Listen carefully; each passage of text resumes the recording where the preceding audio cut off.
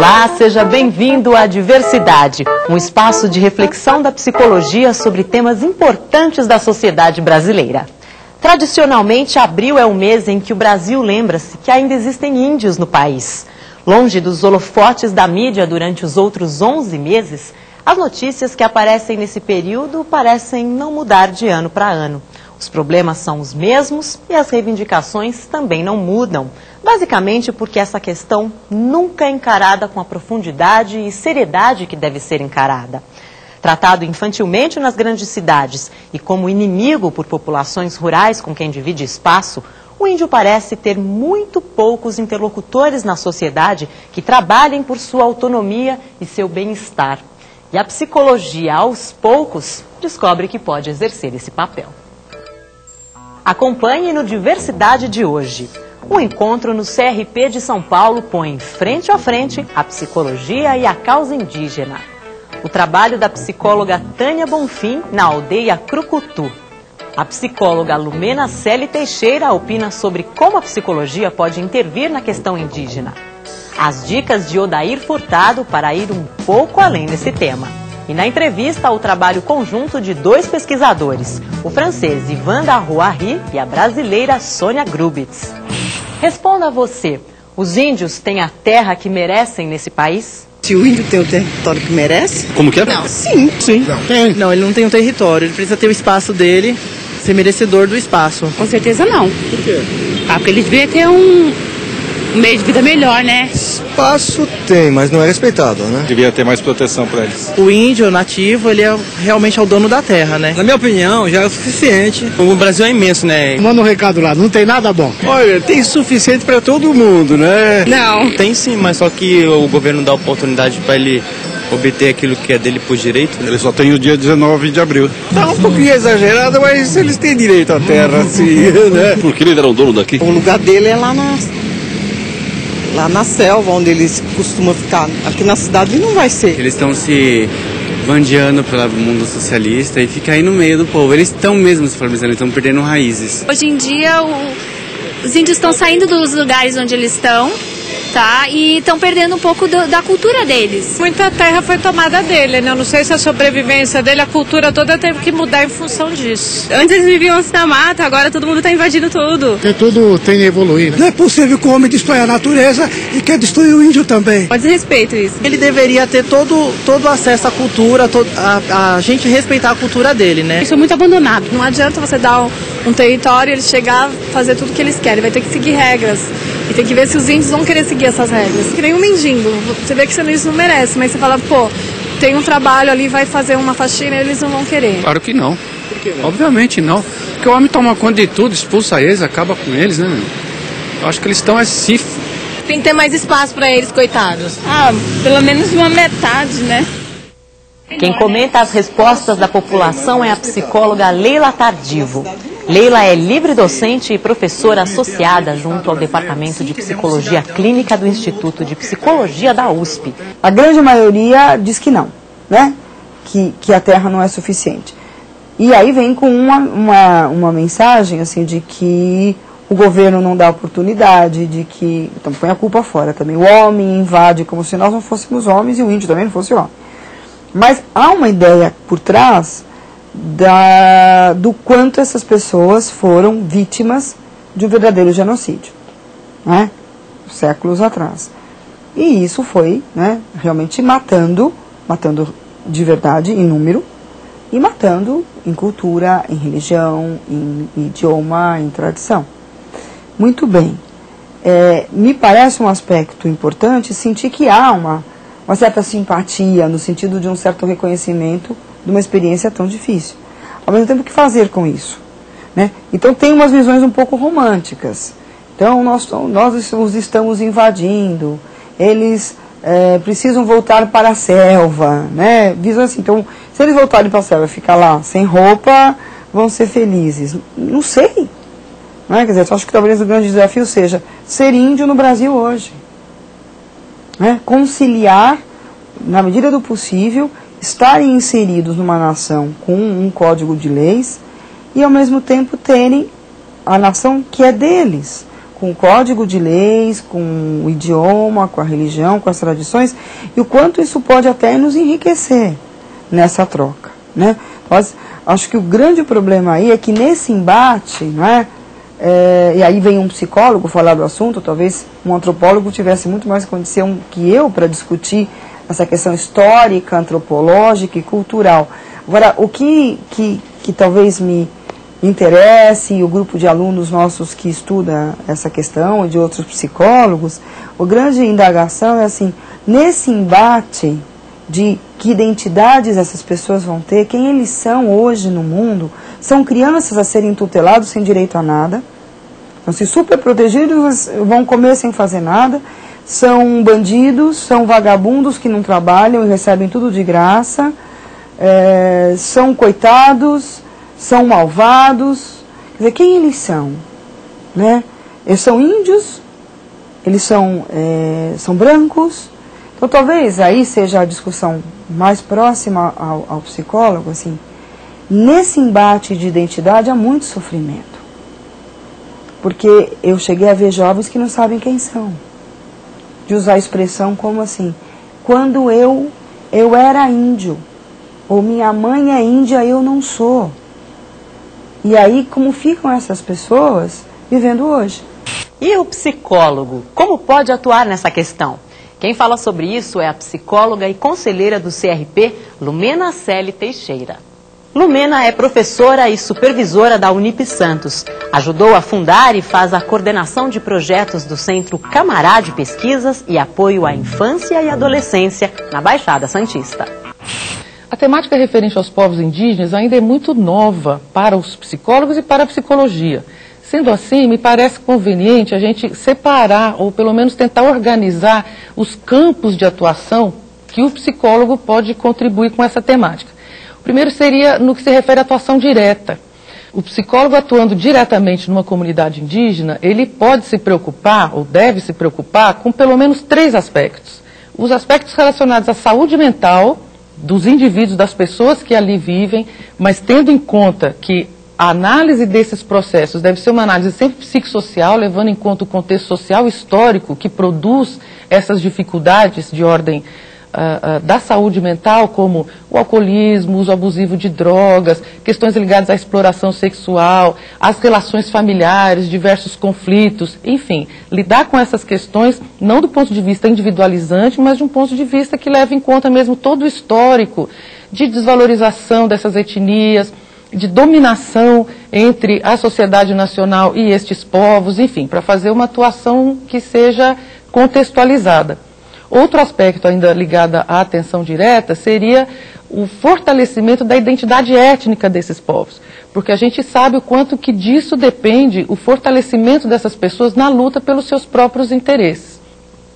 E por fim, ainda relacionado à atenção direta, o fortalecimento ou o apoio aos processos de organização dessas pessoas, aos processos de organização dessas comunidades, em torno dos interesses coletivos, em torno do reconhecimento dessa diferença cultural e do que isso provém, né, ou das consequências que isso tem na relação que essas etnias acabam tendo com a sociedade nacional. No campo da atuação política, também há aspectos bastante importantes que o psicólogo pode e deve contribuir, seja apoiando os movimentos indígenas em torno dos seus interesses, seja apoiando a própria participação dos indígenas em todos esses processos de negociação, seja dos seus interesses, seja dos seus valores, das suas formas de existir no mundo, nessa negociação com a sociedade nacional,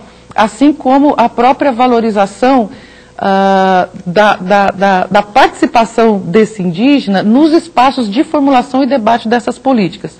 Ou seja, apoiar politicamente os movimentos indígenas não significa apenas falar em nome deles, mas potencializá-los, ajudá-los a se organizar e a terem mais confiança, na verdade, né, em falar em seu próprio nome, não só na base das queixas, né, mas na perspectiva de se articularem com mais empoderamento no enfrentamento dessas questões. Na atuação junto a outros profissionais, o psicólogo é um profissional que também pode contribuir bastante. Por exemplo, na atuação junto a equipes multidisciplinares, o psicólogo pode ajudar na discussão sobre o quanto que a diversidade étnica, ela produz impactos importantes no processo de constituição da identidade. A gente não pode descolar, né, o processo identitário da diversidade étnica que caracteriza cada povo. E essa é uma discussão que a psicologia tem acúmulo e que, portanto, pode contribuir. O outro aspecto que vale a pena destacar é no que se refere às relações que devem ser pautadas pela ética. Os indígenas têm se queixado muito da maneira como vários pesquisadores se aproximam das aldeias para fazer os seus levantamentos, suas pesquisas, sem a preocupação de depois dar uma devolutiva, de depois levar esse conhecimento que foi sistematizado de forma a contribuir com a aldeia de alguma forma.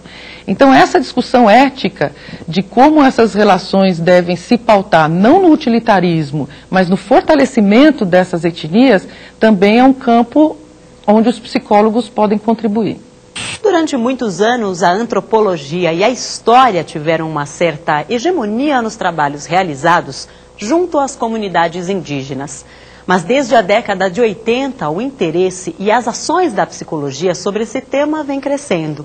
Problemas de saúde mental, como depressão e alcoolismo, estão presentes em várias aldeias e muitos psicólogos não conseguem ficar alheios a esses problemas. Pensando nisso, o CRP promoveu o colóquio Psicologia e Povos Indígenas, uma oportunidade de troca de experiências e de contato com lideranças indígenas na tentativa de ajudar os profissionais da psicologia a entrarem um pouco mais nesse universo. Mas para isso acontecer de fato é preciso muita pesquisa, como a que a doutoranda da USP, Tânia Bonfim, está realizando na aldeia Crucutu, na Grande São Paulo. Acompanhe a matéria. O colóquio Psicologia e Povos Indígenas aconteceu no final do mês passado na sede do Conselho Regional de Psicologia de São Paulo. Além dos psicólogos, o evento contou com a presença de enfermeiros e funcionários da FUNASA e de lideranças indígenas. O objetivo é trazer as questões indígenas para o campo da psicologia, uma área do conhecimento ainda distante da cultura desses povos. E o que a gente vem observando, por algumas pesquisas, alguns relatos, especialmente dos pesquisadores que estão lá nas aldeias, nas reservas, é que há uma série de questões que dizem respeito aos psicólogos e à psicologia e que a gente precisa se apropriar. Na verdade, se trata de problemas seculares, né? E que a psicologia tem estado fora dessa discussão, e não só da discussão, mas da preocupação em ajudar, em contribuir com um destino melhor para os nossos indígenas. O primeiro passo é conhecer a fundo a cultura dos indígenas no Brasil, perceber as diferenças entre as etnias, as relações com o mundo do chamado homem branco, criando assim um olhar livre de estereótipos. Pergunto para o filho dos senhores como é que é um índio. Aí ele vai falar, ele anda de tanga, tem uma peninha, se alimenta de caça e pesca. Será que o nosso país está preparado para entender a especificidade desses povos? A psicologia, mesmo com poucos profissionais atuando nesse campo, é, por natureza, uma área que pode contribuir para o entendimento dos problemas e da cultura dos povos indígenas. O psicólogo tem na escuta o seu principal instrumento de trabalho. E a escuta, ela pressupõe uma relação de igualdade entre as pessoas. Se você estabelece uma relação desigual, uma relação de dominação, você não escuta, né? Você até ouve, mas não escuta verdadeiramente, e aí não trata o outro de igual para igual e, portanto, reitera uma relação de dominação. Então, nesse campo da ética, é um campo importante que o psicólogo pode contribuir. Outro campo é no campo mesmo da saúde mental. Os indígenas vivem uma série de problemas que são graves nesse campo e que não são doenças mentais como tem os brancos, mas que são advindos exatamente de uma crise de identidade que passa pela falta de terra, pela falta de reconhecimento do seu valor cultural, do seu valor identitário, aliás, das próprias diferenças entre as várias etnias. No colóquio participaram lideranças das tribos Cajuel, do Mato Grosso do Sul, e Guarani, de São Paulo. Cada comunidade indígena possui sua cultura e problemas específicos, são diferentes entre si. Mas um tema ainda une a luta desses povos, a demarcação de terras. Para o futuro, a gente vê uma área pequena para eles, no meu caso também. E nessa parte a gente continua a lutar com vários caciques para ver se a gente consegue a demarcação, porque muitas aldeias não são demarcadas ainda, né? Como no Vale, assim, lá para Registro, Miracatu, tem várias aldeias indígenas que são pequenininhas, mas precisa da demarcação, né? O enfermeiro da FUNASA, Hilário da Silva, é da tribo Cajuel do Mato Grosso do Sul. Para ele, a participação de indígenas nos projetos direcionados a esses povos é importante. Isso porque o desconhecimento e o preconceito ainda são grandes. Comentando com um dos enfermeiros que está com a gente aqui no evento, eu disse para ele que entre os Cajuels nós tivemos uma experiência de um enfermeiro que tratava do meu povo e eu estranhava muito a forma que ele tratava o povo. E eu questionei o que ele percebia da população indígena. Ele me disse que o índio não sentia dor. E aí você percebe que algumas pessoas não estão preparadas para trabalharem com a população indígena. Então, eu acho que a FUNASA, durante os seus 7 anos de trabalho com a população indígena, ela vem aprendendo. Então, tanto os profissionais que estão na ponta, que são os que mais precisam com urgência, de conhecer a especificidade de cada povo. O próprio subsistema de saúde indígena já foi criado por causa da especificidade dos povos. Aprendendo também estão os psicólogos, que para criar um instrumental adequado de trabalho com os povos indígenas, precisam pesquisar, e a burocracia brasileira ainda dificulta esse processo. Há uma necessidade de que se faça pesquisa, e esses povos são considerados vulneráveis do ponto de vista da saúde e da pesquisa. Para isso eu preciso de autorização do CONEP, dos comitês de ética. E o que a gente tem encontrado de entrave? Temos feito, mas temos encontrado alguns entraves, que são principalmente a demora dos comitês e do próprio CONEP. Essa demora impede também que a gente continue mantendo contato com as comunidades, e isso nos faz perder o vínculo com a comunidade. Então nós temos estado muito amarrados como pesquisadores, como cientistas do comportamento. Então nós encontramos atualmente esses entraves, mas eu creio que aí é que eu penso que os conselhos, o Conselho de Psicologia pode intervir nessa questão. Tânia Bonfim é uma dessas psicólogas que resolveu desvendar um pouco a temática indígena. Entre 2004 e 2005, Tânia trabalhou em um projeto do Instituto de Psicologia da USP, com os índios da etnia Guarani-Mindiá, da aldeia Crucutu, que fica na região de Parelheiros, próximo à represa Billings, na Grande São Paulo. Através de oficinas terapêuticas com fotografia e vídeo, o objetivo era conhecer melhor um sério problema que atinge alguns membros das comunidades indígenas, o alcoolismo. Um projeto que não veio de fora para dentro, e sim contou com a força de alguns membros da aldeia. Por que o índio bebe, não sei o quê. Então, a gente tentava, para diminuir um pouco das bebidas alcoólicas que acontece, não é todos, mas tem alguns aí que gostam de fazer isso. Então, aí a gente foi conversando, fazendo as reuniões, conversando com eles, se pode, ou achar um jeito assim de trabalhar com eles para estar diminuindo a bebida alcoólica dentro da aldeia. O objetivo era utilizar, como recurso mediador, a imagem, as fotos, e até porque eles têm muito interesse por esse material e muita facilidade, e essa seria uma forma de nós termos contato com eles, compreendermos melhor as necessidades. Acho que antes de mais nada, de fazer qualquer trabalho interventivo, mais profundo, mais audacioso, nós precisaríamos conhecer. E para conhecer, nada melhor do que fazer pesquisa. Por isso, o doutorado de Tânia na Universidade de São Paulo foca a saúde mental na aldeia Crucutu. Nós temos pouco conhecimento ainda de como esse povo, né, essa comunidade, compreende qualquer tipo de, vamos dizer, de disfunção ou distúrbio do ponto de vista psicológico. Então, por aí, nós pensamos em desenvolver um trabalho sobre concepção de saúde mental, a partir dessa descrição do que vem a ser saúde mental para a própria comunidade. Nós teríamos condições de, então, pensar na construção de um instrumento, né, de avaliação dos indicadores de saúde e doença. Como em qualquer comunidade, saúde aqui é coisa séria. E como em qualquer outra tribo, é assunto do pajé. No caso da aldeia Crucutu, do seu Laurindo. Mas a interação com o mundo branco faz com que seja cada vez mais importante a troca de conhecimento entre os dois povos. A doença é comum, né? Porque já existe mesmo uma doença. Agora, outro tipo de doença que vem, às vezes por causa de falta de cuidar a nossa vida. Tem que ter muito cuidado com a nossa vida e tudo, levar no caminho certo.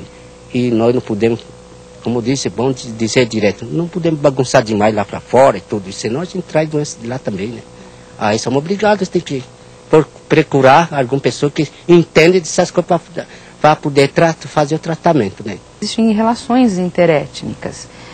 E nós precisamos conhecer como essas relações se dão, as consequências, né, os ganhos, né, e os problemas que podem advir daí, tanto de um lado quanto do outro, né?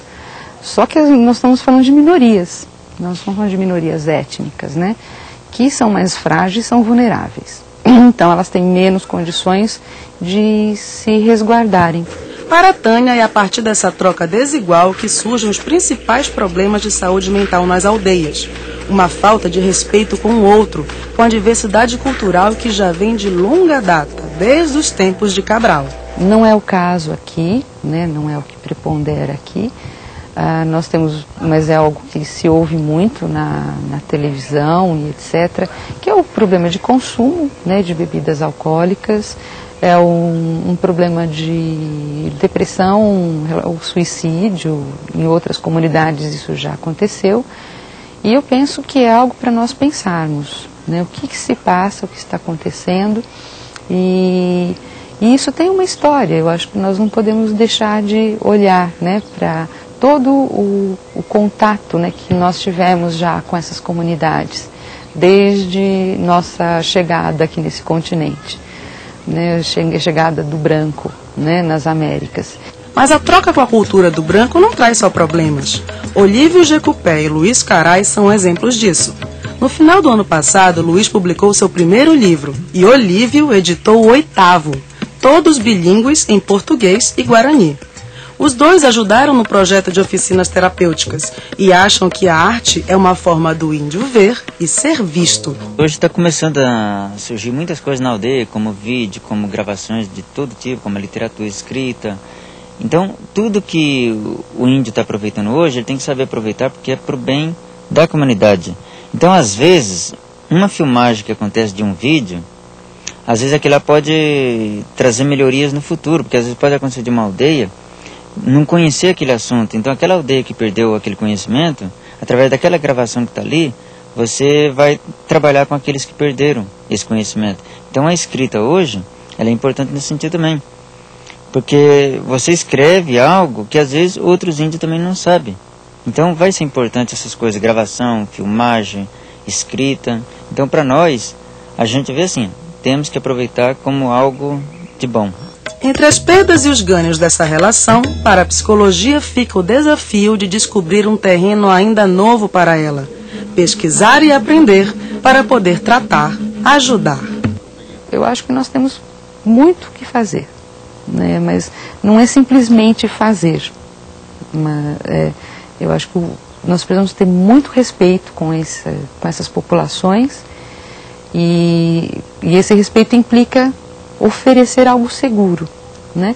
Não alguns experimentos, algumas experimentações, né, levianas, vamos dizer assim. Eu acho que precisamos ir com cuidado e saber onde estamos pisando, com quem nós estamos mexendo. Nós precisamos ajudar e não atrapalhar. Olá pessoal, vamos mais a umas dicas, desta vez sobre a questão indígena.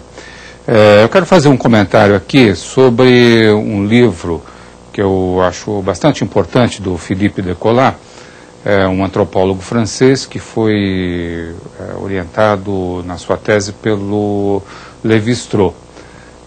O livro dele foi escrito lá pela década de 70 e traduzido agora recentemente, se chama As Lanças do Crepúsculo. Ele trabalha com os índios Achuar, do Alto Amazônia. Alto Amazônia aí ali perto do Peru, Equador, são índios rivaros. Esse trabalho me pareceu assim bastante importante, porque esse trabalho de etnografia que ele fez durante 2 anos morando com os Achuar leva a uma expressão da subjetividade indígena. Parece que para o campo da psicologia bastante importante a gente compreender como se dá essa construção da subjetividade. É verdade que a psicologia é construída dentro de uma determinada cultura, não?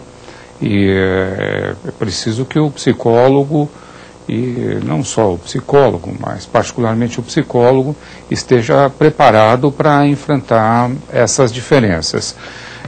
Além disso, um outro antropólogo francês, parece que os franceses gostam muito do assunto, é o Pierre Clastres. Este escreve um livro chamado Arqueologia da Violência, bastante importante, e um outro chamado Sociedade contra o Estado, também bastante importante. Indicaria, por fim, que vocês consultassem os trabalhos da professora Carmen Junqueira, da PUC de São Paulo. Trabalhou muito com os Camaiurás no Xingu, e isso é possível encontrar na internet. Veja o site Povos Indígenas no Brasil, bastante ilustrado, muitas fotos, muita informação, e aproveite e veja também os trabalhos de uma outra professora da PUC de São Paulo, que é a Lúcia Helena Rangel. Você vai encontrar também através da internet, procura no Google, lá você encontra. Por hoje é só, gente. Até a próxima. Quando o antropólogo belga Claude Lévi-Strauss se exilou no Brasil na década de 30 do século passado, certamente não esperava que seus interesses atraíssem tantos outros interesses de tantos outros pesquisadores europeus e mesmo brasileiros. Seu clássico Tristes Trópicos, publicado na década de 50, até hoje motiva novos trabalhos com a população indígena brasileira. Hoje a psicóloga Graça Marquina Gonçalves conversa com 2 desses pesquisadores, influenciados pela prosa do antropólogo, o francês Ivan Darroari e a brasileira Sônia Grubitz. Ivan é professor da Escola de Altos Estudos em Ciências Sociais de Paris. É pioneiro nos estudos em psicossemiótica no mundo, com várias obras publicadas nas Américas e Europa. No Brasil, pesquisa a questão indígena desde 1997 com a psicóloga Sônia Grubitz, pesquisadora, professora e coordenadora do programa de mestrado em psicologia da Universidade Católica Dom Bosco de Mato Grosso do Sul. Sônia pesquisa a questão indígena de grupos de Mato Grosso e Mato Grosso do Sul desde 1990. Ivan, Sônia, eu queria saber um pouco da parceria de vocês. O que junta uma psicóloga que pesquisa sobre índios, que já é uma coisa sobre a qual a gente precisa conversar um pouquinho, que não é comum, com um pesquisador francês, né? Qual o interesse comum que vocês têm que levou a uma parceria de pesquisa? Bom, a história é um pouco longa, mas o encontro realmente se deu por algumas coisas em comum. Uma delas é o interesse por crianças. Porque quando eu começo o trabalho com populações indígenas, eu sempre começo pelas crianças e pelas famílias. E outra questão é a minha busca de uma teoria adequada para análise dos trabalhos da produção artística das crianças, que vem exatamente através da semiótica, que é uma forma, é uma teoria adequada e como o professor diz mesmo hoje, ele diz que ele é um semioticista generalista, porque ele pode, com a análise semiótica, entrar em várias áreas do conhecimento. E ele é o pioneiro na psicossemiótica no mundo. Além disso, também, na França, há realmente um interesse muito grande pelos nossos trabalhos com populações indígenas, por uma tradição que um pioneiro de trabalhos com indígenas brasileiros é o Claude Lévi-Strauss, e que até hoje tem um grande interesse, e tem um livro famoso, que são os Tristes Trópicos, bem conhecido, ele também foi pioneiro aqui na USP. Então o encontro se deu porque realmente havia um interesse por parte do professor, e eu procurei o professor para me apoiar, orientar. Hoje nós temos essa parceria, e também na própria França, que apoia e que favorece esse trabalho. Então é quase que uma parceria nessa área Brasil-França, né? Então, professor, fale um pouquinho do seu interesse em pesquisar junto com a professora nossos indígenas. Sí, tenemos juntos el profesor Claude Lévi-Strauss como maestro de la semiótica. Fue al inicio de la semiótica de la antropología estructural con Greimas, con Roland Barthes, con Jacques Lacan. Me interesa mucho el problema de los indios porque tenemos aquí un problema de la construcción de la identidad infantil entre dos culturas, la cultura tradicional del grupo indio y la cultura occidental del Brasil, de una nación moderna. Me interesa mucho este problema de tensión entre dos identidades posibles. Como que a pesquisa ajuda a gente a entender exatamente essa questão das relações entre identidades diversas? Ahora, como lingüista y semiótico, me interesa mucho la preservación de todas las lenguas humanas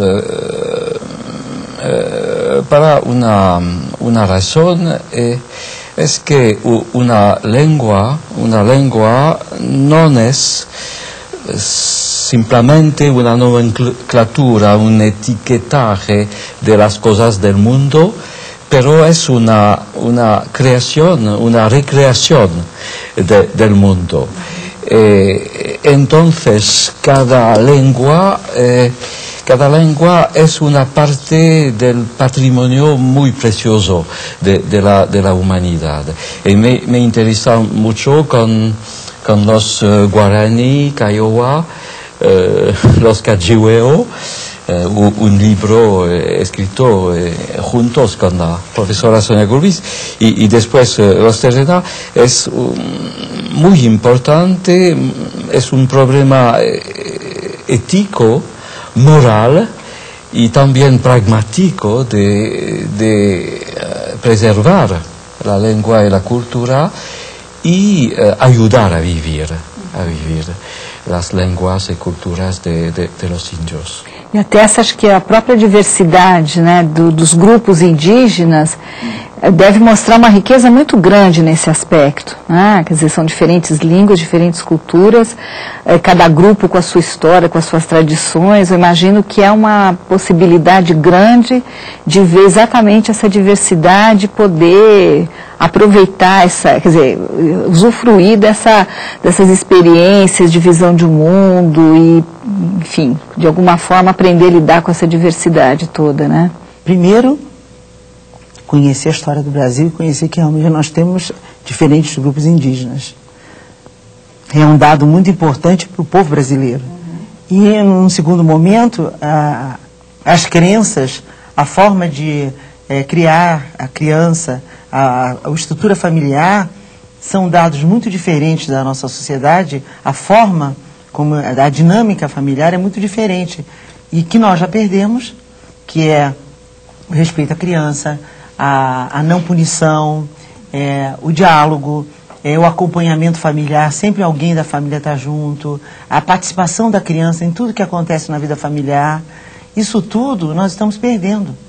E eu acho que não é a peça do museu, mas é uma forma de viver, uma forma de convivência, uma forma comunitária.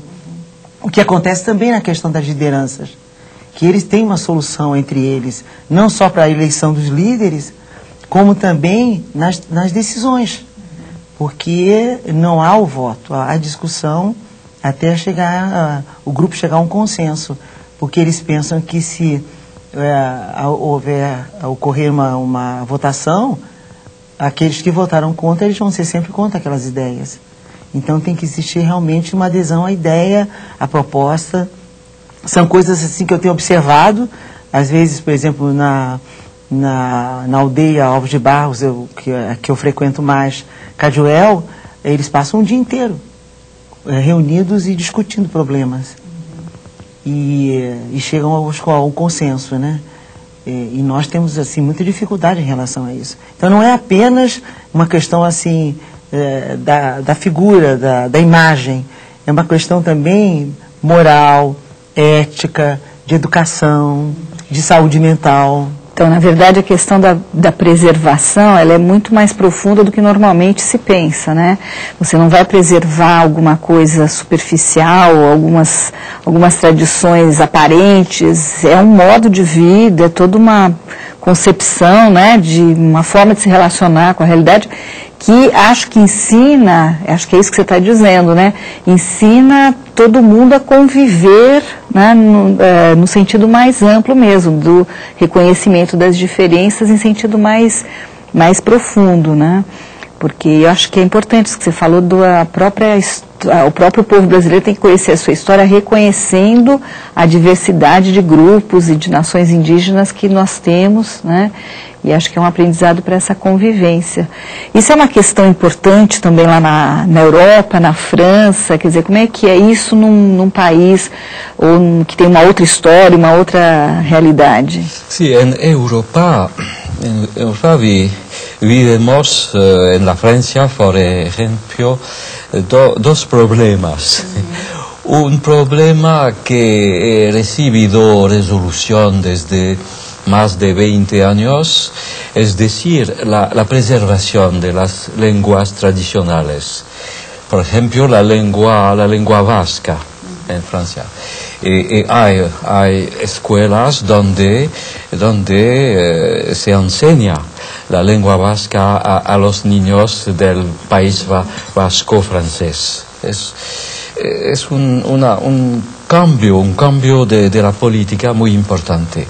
El otro problema en el centro hoy de la campaña electoral presidencial es el problema de la inmigración y de la integración de los grupos que deben huir la miseria, la guerra, la inseguridad del África del Norte, del África Negra, del Oriente, de la Europa Central, que buscan en la Francia, en la España, en Inglaterra, la seguridad del trabajo y un mejor nivel de vida.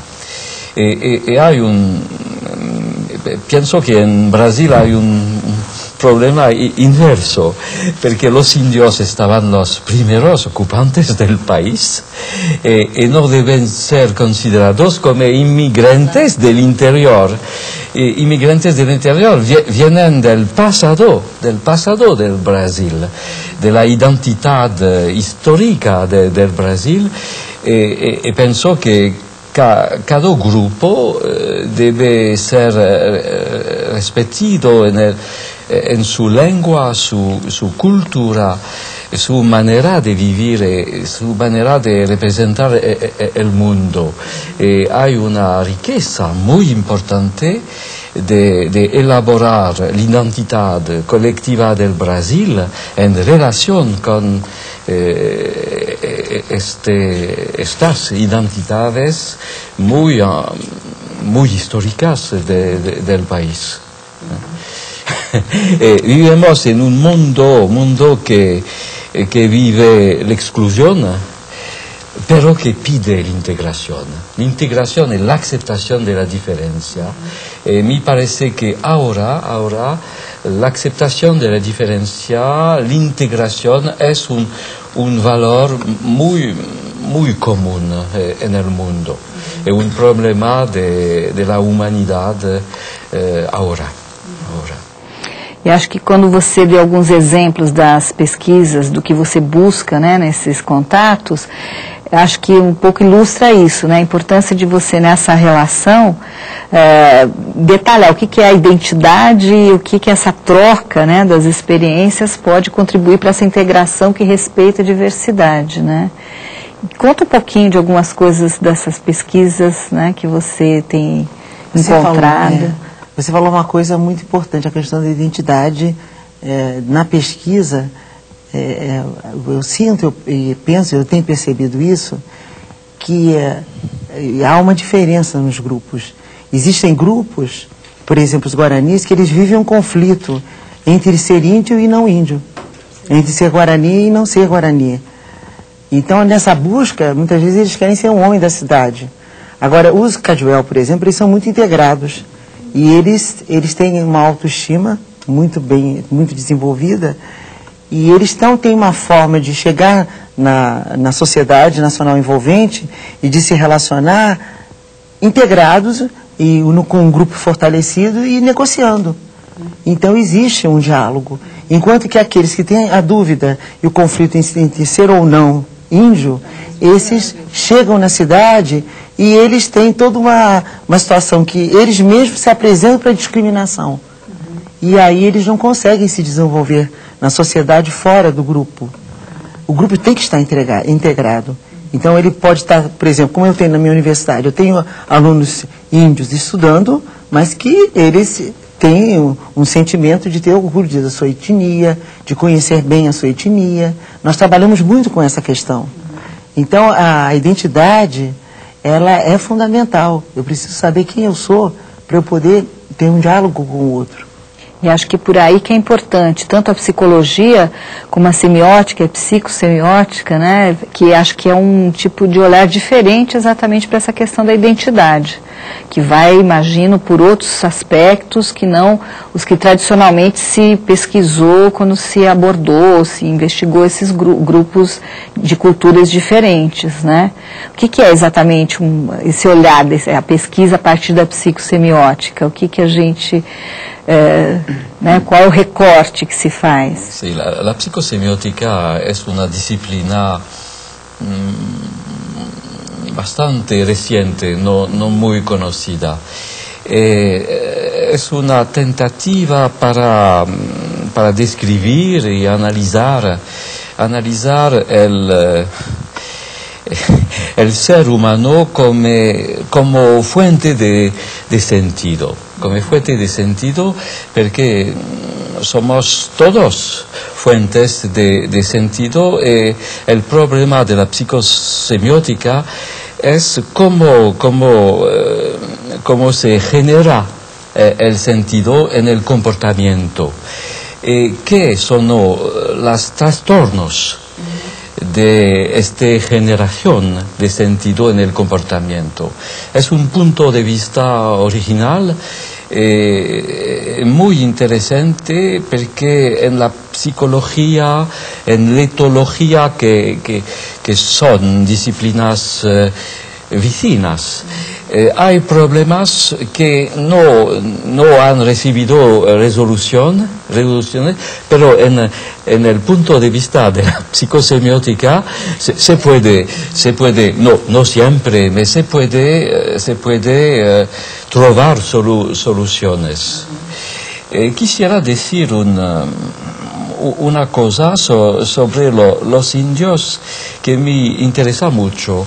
En un trabajo de un estudiantes de la Universidad Católica Don Bosco de Campo Grande, un estudiante ha mostrado que los niños y las niñas indias no ponen en la escuela problemas de disciplina. En la Francia, en Europa, en Brasil, en Argentina, un problema central en la escuela es la indisciplina, el no respeto de la ley. Es muy interesante de considerar que la educación no sé, no me recuerde la etnia de trabajo de este estudiante. Guaraní.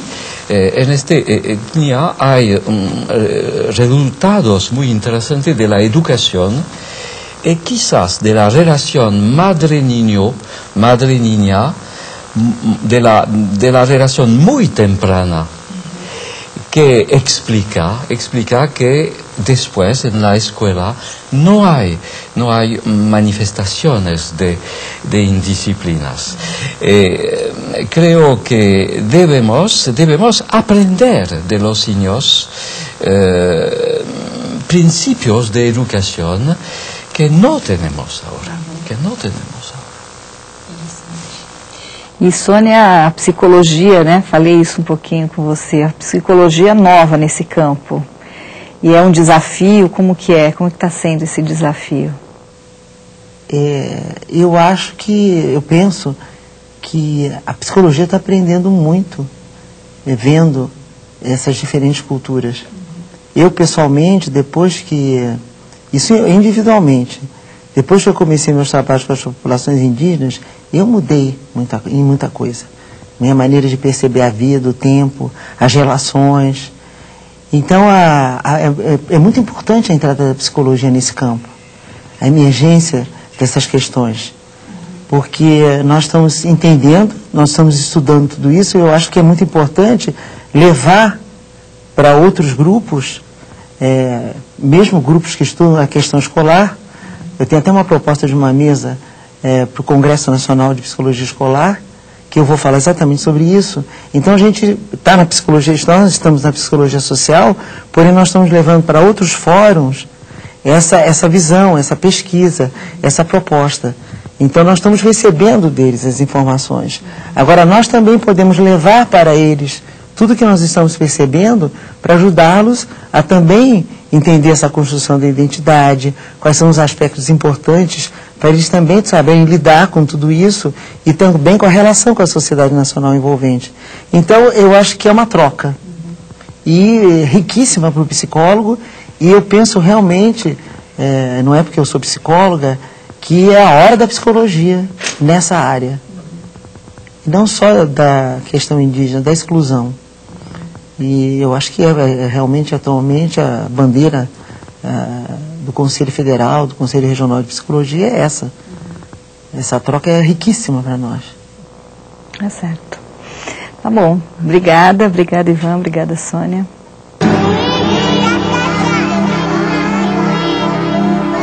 Como vimos em nosso último programa, no século XIX, a educação e a medicina social eram as áreas onde os conceitos psicológicos eram francamente explorados. Para a medicina, esse foi o período da higienização e da normalização da sociedade. Até meados do século XIX, não havia qualquer forma de assistência específica aos doentes mentais. Os loucos ou vagavam pelas ruas, ou eram encarcerados nas prisões, ou em celas especiais das Santas Casas de Misericórdia. Por volta de 1830, surge a preocupação com a criação de hospícios. Essa proposta fazia parte de um projeto para organizar, disciplinar e normalizar a cidade. Em 1842, é inaugurado no Rio de Janeiro o Hospício Pedro II, adotando os princípios de isolamento, vigilância, distribuição e organização do tempo dos internos. Visava basicamente a repressão, o controle e a individualização. O objetivo era um só: afastar o louco da sociedade e da família, que seriam as causas da loucura, e romper com seus hábitos para então ser feito o tratamento. O trabalho era visto como excelente terapêutica por sua necessidade de disciplina. Um grande avanço se pensarmos que até então a psiquiatria brasileira propunha a cura da loucura com sangrias e banhos. Em 1852 foi inaugurado o Asilo Provisório de Alienados da cidade de São Paulo, na Avenida São João, nas proximidades da Ipiranga. Sua ação era limitada à reclusão. Seu objetivo era unicamente excluir os loucos das ruas da cidade. Havia sérios problemas de superlotação, altas taxas de mortalidade e morbidade, fugas e violência. Em 1895, começa a ser construído o Asilo do Juqueri, que, sob o comando do psiquiatra Francisco Franco da Rocha, dá ao Hospício Paulista uma preocupação médico-terapêutica. A história dos hospícios no Brasil é trágica. No início do século XX, chegou a ter contornos eugenistas. Mas isso é assunto para o nosso próximo programa, que, aliás, vai tratar de um tema que não pode e nem deve sair de discussão na sociedade: a luta antimanicomial. Até lá!